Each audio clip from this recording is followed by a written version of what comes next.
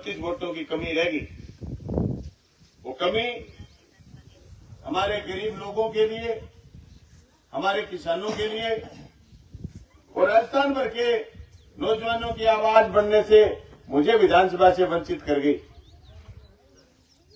बड़ा लोग पूरे प्रदेश से अप्रिशिएट करते हैं, इस बात को पहचानते हैं कि आपने 15वीं विधानसभा में बहुत मजबूती से जनता की आवाज उठाई,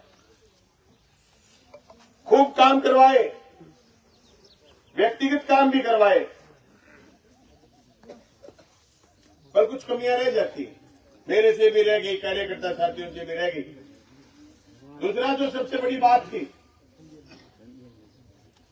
धनबल हमारे पास नहीं था और न ही हमने कभी किसी का हक मारने की कोशिश करी। मेरा 23 साल का राजनीतिक जीवन है, 24वीं साल। मुझे याद है सुनीता 2010 में पंचायत समिति की मेंबर जीती थी। उसमें सरपंच हमारे सहयोग से था। 4 पंचायत समिति के मेंबर थे हमारे। उससे पहले 2005 से 10 में जिला परिषद का मेंबर जीता था। 2007 में पहली बार मनरेगा शुरू हुई, जिसको नरेगा बोलते थे।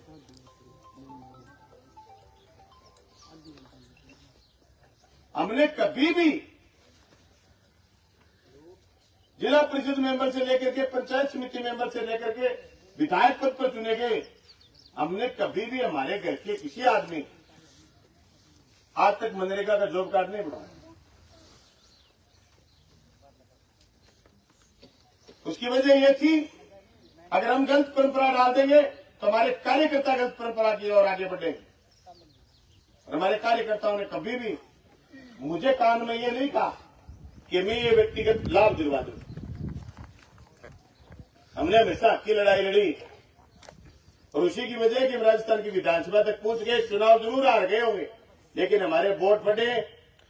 आजाद भारत के बाद भादरा विधानसभा क्षेत्र का चुनाव हमेशा रंगीन चुनाव होता है।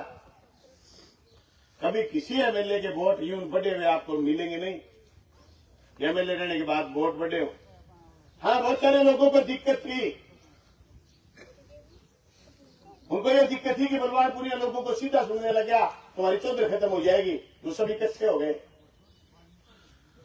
थोड़े दिन बाद पंचायत चुनाव आएंगे, मैं देख लूंगा इकट्ठे रह जाएंगे।